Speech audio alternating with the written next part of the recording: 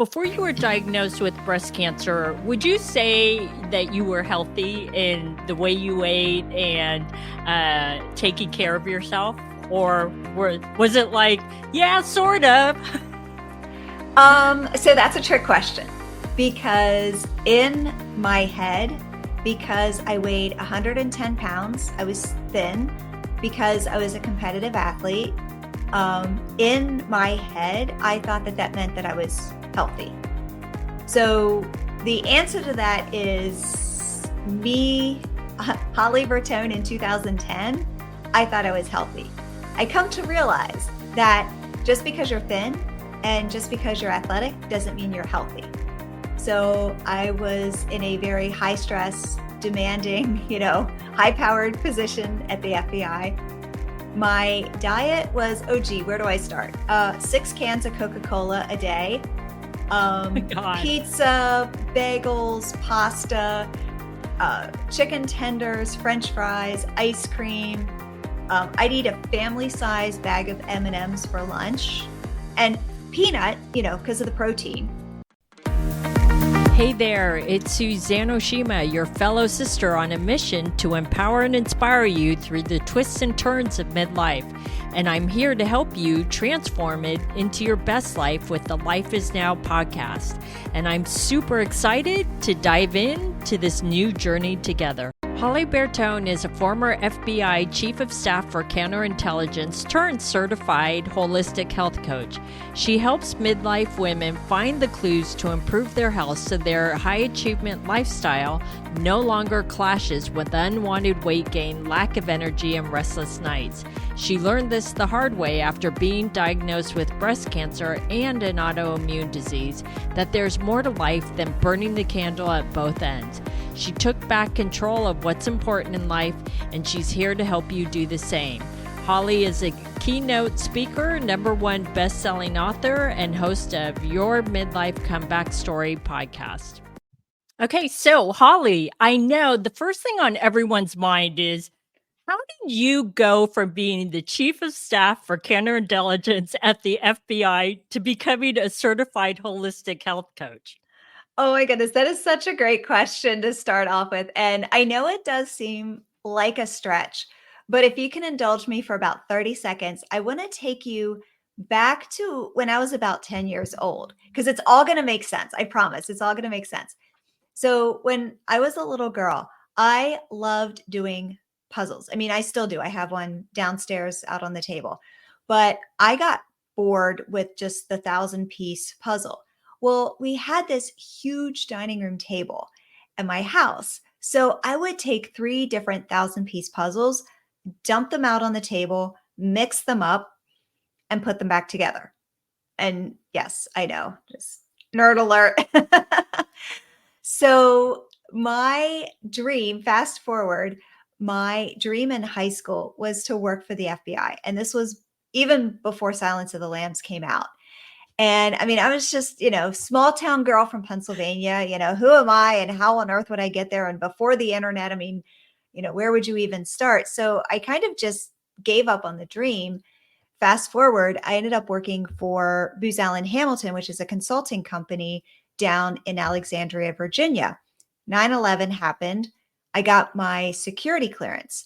And the second I got my security clearance, one of my former managers was working down in Quantico. And he called me up and he's like, "Hey, Holly, do you want to come down here and work for me and work for the FBI?" And I was like, yes, please. So it was a childhood dream that just manifested years later. And what I did, and if you remember, 9/11 happened at the beginning of the century, and it sounds so weird to say. And yeah, like we're old or something. And so I did a lot of project management. And if you remember, none of the agencies talk to each other. So when all the reports came out from Congress, the 9/11 Commission report and the WMD Commission report, the FBI had mandates to put certain programs together and to help fix all the pieces that didn't talk to each other. So I ended up working for 4 different programs to help them create those synergies and putting the pieces together, from the project management perspective. And I guess they liked the work that I did so well that they actually asked me to come on board as an official GS-15 government employee, chief of staff for the Counterintelligence Program Management Office, which was just a huge honor and so much fun. So I got to work with a lot of data.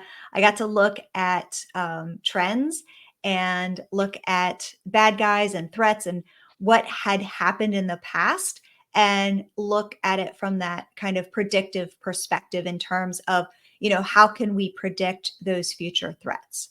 So fast forward, yeah, right. And we could get into my story, but fast forward in 2000, and I guess it was around 2018, 2019 or so, when I became a certified holistic health coach. And that's when I really dove into not just holistic health for myself, but also for my clients, and doing the exact same thing, taking all the pieces, dumping them out, figuring out which goes together and putting that puzzle together. Same thing that I did at the FBI, also in terms of looking, like going back, looking at root causes, looking at what got us here, what got us here, right? Not from a place of blame or shame, but just from that analytical curiosity detective hat. And then how can we take what the information that we have and really help to, create this lifestyle so that when those obstacles happen, we can actually predict those threats. So I'm literally doing the exact same thing as a certified holistic health coach as I did at the FBI, as I did when I was 10 years old. It's awesome. Well, I love that too, because you make a really good point. And you're actually the first health coach that I've heard say this, is looking at all aspects, the full spectrum of aspects in someone's life to figure out what's going wrong, what's not working for them, and what we need to change. Because I what I have found is a lot of health coaches just focus on diet and exercise, right? Yes. And those are the two main things. And while they're important, I've never heard a health coach, not to say that there aren't any that do it, but you're the first one that I've heard that says you're looking at the entire background. So I think that's brilliant, and that's really, Oh, really thank you. smart. Thank you. I And appreciate that. And we've got this industry, the diet industry. I mean, what is it? I've seen 92% or 95%, pick one, they're both bad, has a huge failure rate. And yeah. I really feel like the industry is set up to fail, is set up for us to fail.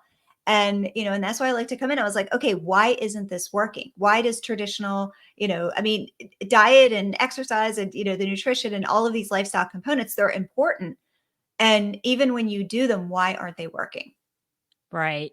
Now, I know in your story that you went through a challenging time while you were working at the FBI. And can you tell us that story? And at the same time, can you share with us, is that what also helped you change your own life when it came to health?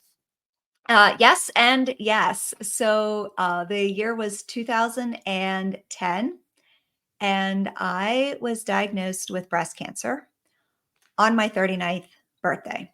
So I'm actually coming up on 14 years of my cancer survivorversary. So I went through surgery, chemo, radiation because I was 39, because I didn't know anything other than, cancer is supposed to be for grandmothers and it's really scary. And I didn't want to die. Right. Like those are the only things. Like back then, I didn't know anything. So I went in with so much fear and took a pretty aggressive approach with treatment. And then fast forward, after treatment ended, my health just kept getting worse and worse. I didn't get better. Now, it's important to know before cancer, I was a competitive mountain bike racer. I literally raced mountain bikes. I would stand on a podium and get a medal around my neck, right? Like I was a competitive athlete. I raced in Xterra triathlons. I rock climbed. I took boxing lessons. I mean, you know, the fact that I'm not getting healthy, I knew that there was something wrong. And I ended up being diagnosed with Hashimoto's thyroiditis, which is an autoimmune condition. And then that stabilized for a little bit. And the doctor, I remember going into the doctor's appointment and I'm thinking, after everything that I've been through, just give me some pills and I'm going to be better. Well, anyone Mhm. with an autoimmune condition knows you take those pills, you're not better, right? Like, the autoimmune condition has a lot of root cause issues. It's not just about, managing the symptoms with a pill.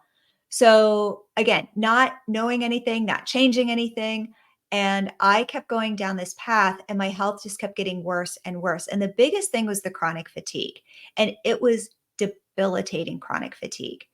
So much that in 2017, I actually had to resign from my dream job at the FBI. I mean, I couldn't even get out of bed, and it was just a bad situation. I was married at the time. I had a young stepson, and I mean, I couldn't take care of myself. I couldn't function at work. I couldn't take care of my family, and that was pretty much rock bottom.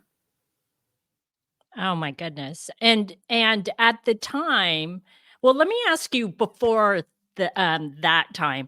Like before you were diagnosed with breast cancer, would you say that you were healthy in the way you ate and taking care of yourself?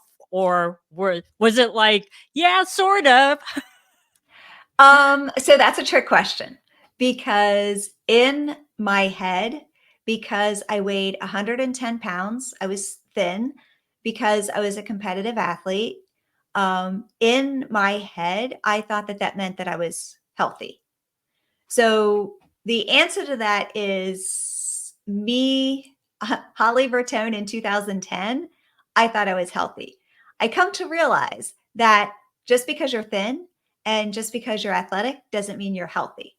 So I was in a very high stress, demanding, high powered position at the FBI. My diet was, oh, gee, where do I start? 6 cans of Coca Cola a day, God. pizza, bagels, pasta, chicken tenders, French fries, ice cream. I'd eat a family size bag of M&Ms for lunch, and peanut, because of the protein. Oh yeah, because that makes it healthy. That's what I Right? always tell myself when I eat peanut M&Ms. Oh, it has protein. I would totally Did you justify. ever eat vegetables during that time? Because I haven't heard one vegetable or salad or No, I would say probably a solid 95% of my diet was ultra processed food. and you're just I'm assuming you're just one of those people that doesn't gain weight, Well, and I was also because also, you yeah, I mean, I was under 40 and I was literally training as a competitive athlete. So I had a now very, did you yeah, because not gonna lie, I tend to do this. When I work out really hard, I'm like, "Oh, I could eat a bigger meal." Were you exactly. doing that Yeah. too? Oh, Because you yeah. were training so Yeah. I mean, intensely? I would work out an hour or two in the morning before work and then after work. And, I'd work out another hour after work. I mean, it was just, yeah, the training was pretty intense. Okay, so let's come back to when you resigned So from that the was a trick question. The answer was yes and no. right. No, I totally get it. Now, when coming back to when you resigned from the FBI, I'm sure you were feeling crappy both mentally and physically. And so obviously you didn't want to stay in that place. So how did you start making some changes in your life and how did you figure out what you needed to change? Yeah, so I was in a victim mentality because I literally thought, because of all of the health stuff that I had been through, that I just, like, this was just how it was supposed to be. So my woe is me, I don't want to say was necessarily justified. It's just I didn't know anything about functional medicine. I didn't know anything about, like, I kept going to the doctors and I'm like, I'm not getting better. And they just shrugged their shoulders. So I was like, okay, well, I'm just destined to be like this. So it was a victim mentality from a place of I just didn't know any better, right? But what had happened was, I don't know, it wasn't like it was some big epiphany. Just one day I woke up and I'm like, I'm not okay. I'm not okay living the rest of my life like this. And I didn't know where to start. I didn't know what to even look for. I didn't know anything about like functional medicine or, holistic health or anything like that, root cause healing. I just was like, I want to figure out a way. I want to get 10% better, maybe 15, right? Like, I just wanted to be enough that I could lay down during the day and then function at night for my family. Like that was all I wanted. Mhm. And so I started down the path of, like I said, becoming a health coach, but more for my own healing, my own edification. And that certainly started to move the needle. But I found that it was a lot more than, like you said, that traditional, the nutrition and the exercise and the lifestyle factors and things like that. I realized that there was a huge emotional component attached to healing. And also, over the years, I've learned that it's not just from a chronic illness perspective, it's from a weight perspective, it's from a mental health perspective. Like that emotional component, going back down and looking at that root cause from that emotional component, like that sets us up for everything that we're dealing with. And again, it's one piece of the puzzle. I'm a holistic health coach. I don't look at, individual slices as the end all be all. It is the whole thing. But there is such a huge component to releasing the past and releasing all of those negative stories and patterns and beliefs and traumas and all of the stuff that got us here. And that's really what I started to focus on. And I started to see huge changes in my health. I started to see huge changes in my clients. And, now working with women in midlife, really seeing those changes as well. And yeah, I mean, that's really where I started leaning into as a holistic coach, is that whole mindset piece of it, is that we can rewire our brain. Our cells overturn all of the time.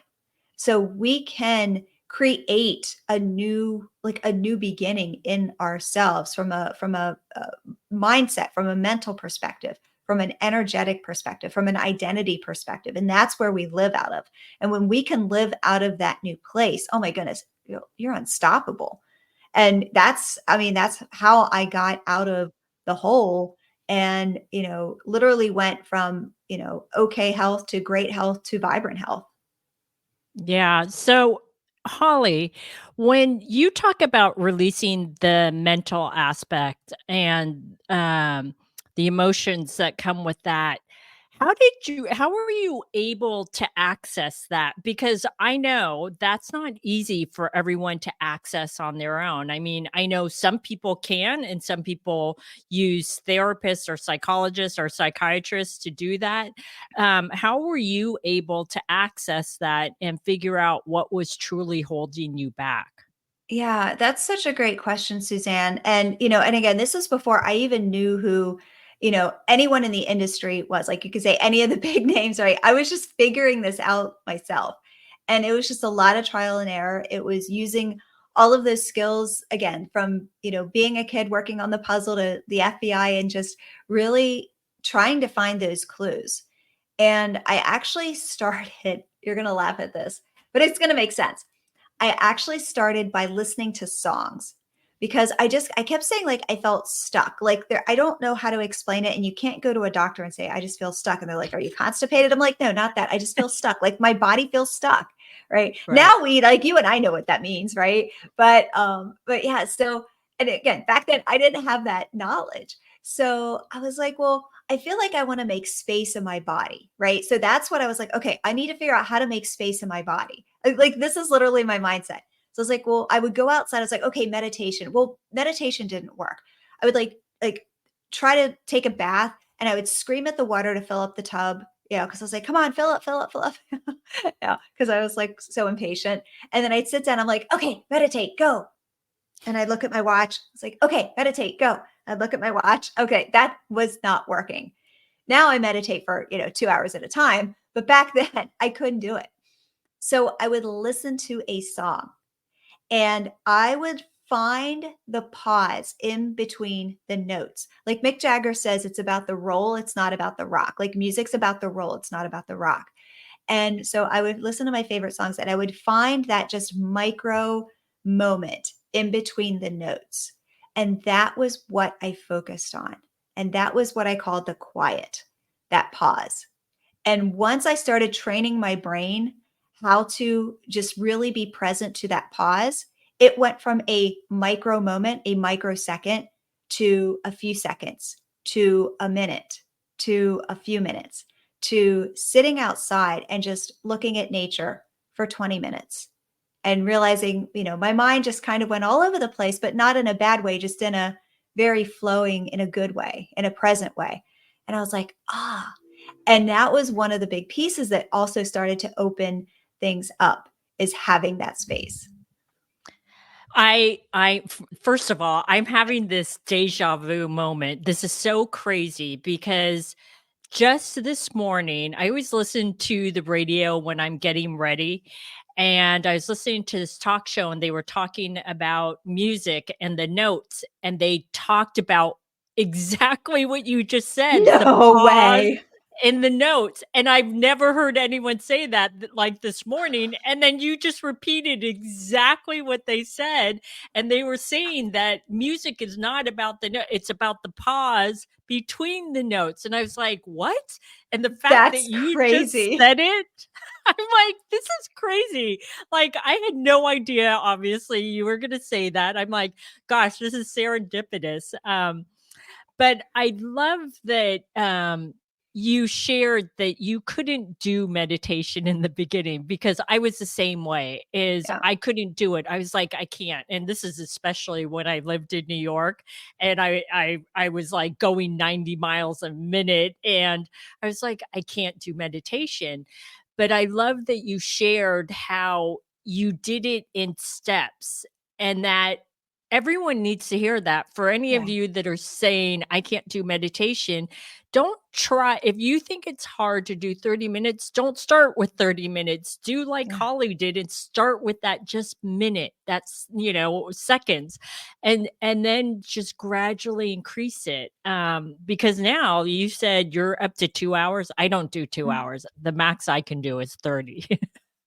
But you do 2 hours? That's amazing. So I'm now divorced and an empty nester. So it's just me and my pug. So I have a little extra time than the average person. I do admit that. But yeah, so weekend mornings, I'll spend an hour more in the morning before I even get out of bed meditating. And then Saturday, I try to do 30 minutes to an hour in the middle of the day. And then Sunday, I try to do 2 extra hours. Wow. And do you feel like that just calms you or grounds you, or what does it do for you? Because I know for everybody it's different. Yeah, I mean, it does a lot of things. It definitely there's some grounding. I just feel like I'm more like whole and complete. And I feel like I'm ready to take on the day. Like when I start my day with meditation, so I start with silence and a prayer, and then I go right into meditation. And it just feels like it just sets me up for the day. I mean, it's just such a great practice. And I really feel like it does create that space. And, I like to say the magic happens in the space, and that's really where it does. Right, right.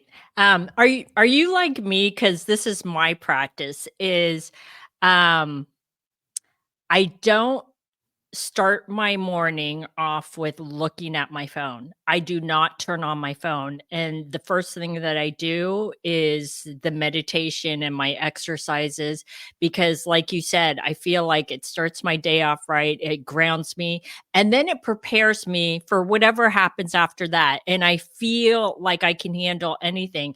And I do notice, because I'm human, I don't start it every single morning. Like this morning, I didn't start it off that way, but I do notice a difference. I always feel like I'm a little untethered when I don't start off my day with that. And I don't feel as grounded. Is that the same for you? Yeah, absolutely. And like I said, the first probably 5 minutes or so is just kind of quiet and prayer. All of my meditations are on my phone. So I do reach for my phone, but it's only to turn on, and I keep it on my file so I don't even have to turn on the Wi Fi. So I am on my phone, but it's just to turn it on and then put it over to the side. But I have all different lengths that I listen to, and all different, people and whatever. So, I mean, and I have the short one. I've got the 5 minute one, because I was like, if it's one of those days where I ended up oversleeping or something's going on or whatever, and I really do need to get up, I was like, at least I've got a 5 minute shorter meditation that I can, listen to it to at least get grounded for a couple minutes before I roll. Right, right. Now, that was your comeback story, and I think you have an amazing comeback story because number one, you came back from cancer, and then you just started a whole new career and something that you're really passionate about. So, but how would a woman in midlife know that she needs a comeback story? Oh my goodness, that's such a good question. I really feel like when we get to this age, we have all of the demands. And, and some of the demands, some are all of the demands, but it's between career, spouse, kids, aging parents, volunteer stuff, community stuff. Like it's everything that said we would, make us happy, right? We have, or we have most of it. And it's just draining us, right? So, like when we were in our 20s and 30s, like we're like, okay, I've checked all the boxes. Why am I not happy? Like, why is all of this draining? And I feel like I have a quarter here. So it's almost like a coin, right? Like you've got this is your life, and this side of the coin is everything that drains you. But what if you had all of the same life? It's just now everything gave you energy. And that's how I like to view the comeback is that it's not always the big, and I know we both have had some big events in our lives. It's not always the big event. It's the day to day. It's just all of the stuff that just keeps piling up. And all of a sudden we're just under this mountain of stress and stuff and life demands, and we just become completely disconnected from ourselves.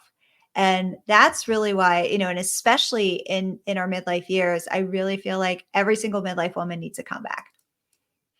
It's interesting when you were describing how a woman in midlife may be feeling at this point is I got this image that a lot of us in midlife can feel like, well, this is normal for me. Like, working 8 to 10 hour days and, eating food on the run and not making time for ourselves and putting everyone else's needs above our own to the point where we've just become used to, which I think it's sad, being in this frenzied state where we feel a little drained. And sometimes we're so far down that rabbit hole that we may not see that we need that quote unquote comeback, right?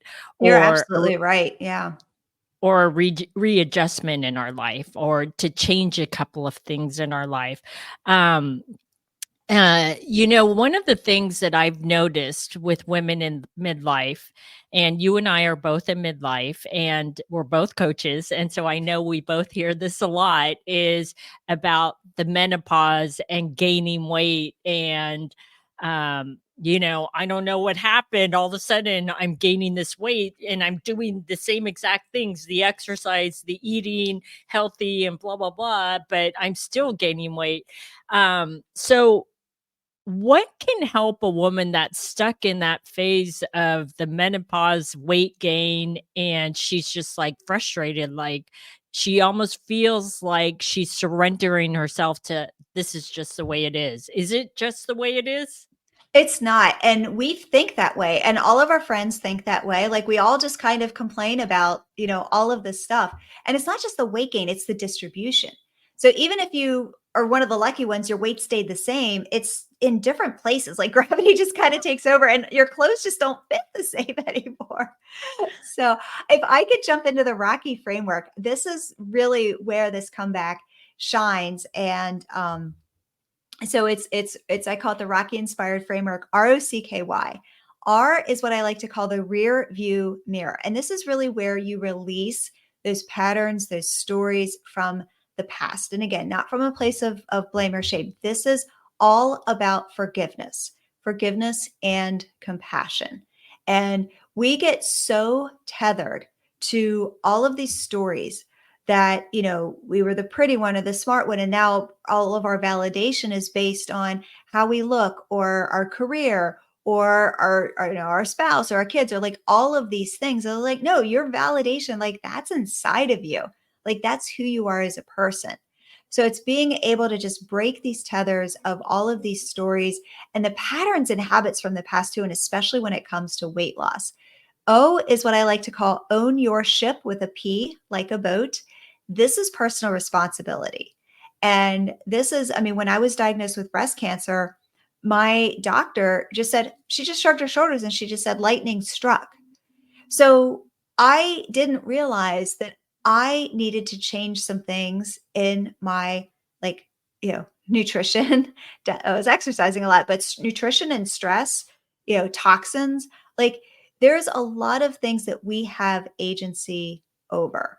And that we, when it comes to the big diseases, cancer, autoimmune heart disease, diabetes, Alzheimer's, dementia, there are so many lifestyle factors that we have agency over with nutrition, movement throughout the day, removing or minimizing the toxins, with your household products, your beauty products, all of these things. We have so much, we can take so much responsibility for our life. And like you said, we kind of just get to the point where we're in our rut, we're just kind of like, oh, I don't know what to do, right? This is what you can do. C is create your future self. And I think this is another area where the just diet industry as a whole has gone wrong because they focus on weight loss by whatever means possible or calorie restriction, and they only focus on the one thing, and that is those two, that number between your two big toes, aka the scale, right? And it's so much more than that. And I like to view health from a holistic perspective, and especially at mid age, right? And at midlife, we should not be thinking about what we're doing today. We should be thinking about our future self, what life is going to look like in our 60s, 70s, 80s, even 90s, right? Everyone's like, I hate squats. My knee hurts, my hip hurts, my back hurts. I hate squats, But I was like, guess what? If you are 50 years old and you live to be 85, that's 35 years. We go to the bathroom on average 8 times a day. 8 times a day times 35 years, you're going to be doing 100,000 squats for the rest of your life when you go to the bathroom, whether you like it or not. Right. And it's just going to get worse as we get older. You want to be able to like bend down and pick up your grandkids or, go on vacation or, be able to take the groceries out of the car. Like we want to be able to live independently when we get older. So Yeah. this is why this is so important. And again, we just put our head in the sand like, oh, I have this event coming up and I don't, I want to wear my dress with the sleeveless and, not have to be embarrassed about my arms. Well, let's start thinking about the big picture.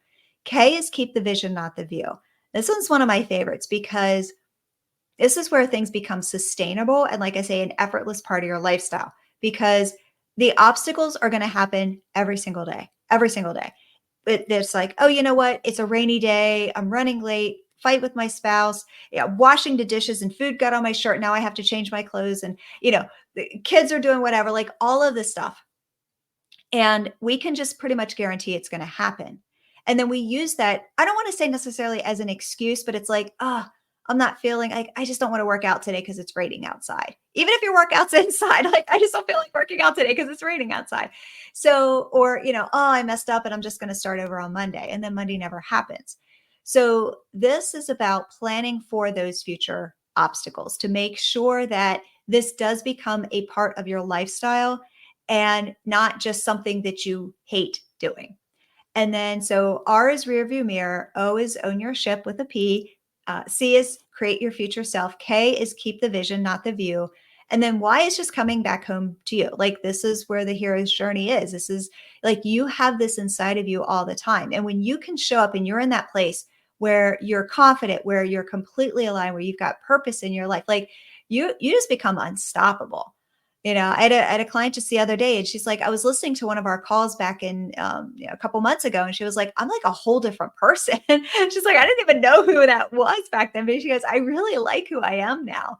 And I was like, that's what Oh. it's all about. The weight loss, everyone's screaming about weight loss, and I get it because that's what's visible and that's what's screaming the loudest. But it's just one small sliver of the whole package. And that's really what it is just being that vibrant self and, just living this life unapologetically. So yeah, that's what it's all about. Oh, I love that you have that process because I think it's so important that we look at all those different aspects. And it's true. It's like, you know, I think back to times where I have been quote unquote skinny, right? Like weighed 110 pounds, which I don't weigh that anymore, but and how I didn't feel good though mentally. And so people can mistake that for, oh, you look so great, but I don't feel great. I don't feel great inside and I don't feel great mentally. Like I feel better now. I weigh more, but I feel healthier in all aspects of my life. But it took, a lot of work and a lot of acceptance of where I'm at. And I actually, for me, and I know this isn't for everybody, but for me, I stopped weighing myself. I go by how my clothes fit. And I know when I've gained weight because I used to just get so depressed when I'd step on that scale and it had changed and it went up, or being happy because it went down. I didn't like that roller coaster. So for me, I don't weigh myself. I haven't weighed myself in probably 20 years. So and it works for me. And I know that doesn't work for everybody, but I didn't want to live my life anymore by a number on the scale. So Yeah. what are your Yeah. thoughts on that, Holly? I mean, I really think that that's an individual decision. And I think, you need to do what's best for you. And I'm saying you, not you necessarily you, but you, everyone listening, Yeah. need to do what's best for you. For me, I weigh myself, I don't know, like 2 or 3 times a week, but more just to, stay on track. And I also have one of those scales that tracks a bunch of other metrics also from the weight. So I like to make sure that, just kind of from an overall health perspective that those metrics are tracked. I've got a Fitbit where I track some metrics as well. So I'm not obsessed about it, but I do, again, I'm a data nerd, so I like the data, but I look at it from a data perspective. I don't place my value on whether numbers are up or down at a certain place. It's just, let me show up in curiosity. Let me put detective hat on. Let me put FBI hat on and go find some clues. Why is this happening? If this is a trend, everything's always going to fluctuate. If you start seeing trends, this is like, okay, let's just put our detective hat on and go find some clues. See, that's how much I haven't weighed myself. I didn't even know there were other options on the scale that it's showing you. And I was like, oh, that's interesting. Well, this has been great, Holly. So how can people find you? Yeah. So the best way, if you love the Rocky framework, I actually have a free private podcast that you can listen to. It's called Your Comeback Experience. And we go through the Rocky framework in full detail. And you can get that at podcastholly.com. So it's podcastholly.com. And then come say hello on Instagram, just at holly.bertone. Awesome. So, ladies, if you've been feeling like I need to get out of this rut, I need my own comeback story, this is a great way to start, and start today. Don't put it off until next week, next month, because it's going to fade away. And before you know it, then you're not going to do it. So if you've been feeling motivated by and inspired by Holly and her story and her framework, you got to go see her. Hey there, if you enjoyed this podcast and are ready to transform midlife into your best life, visit suzanneoshima.com to become an insider and join my email list. As an insider, you'll be the first to know about new episodes and gain access to exclusive content that empowers and inspires you on your midlife.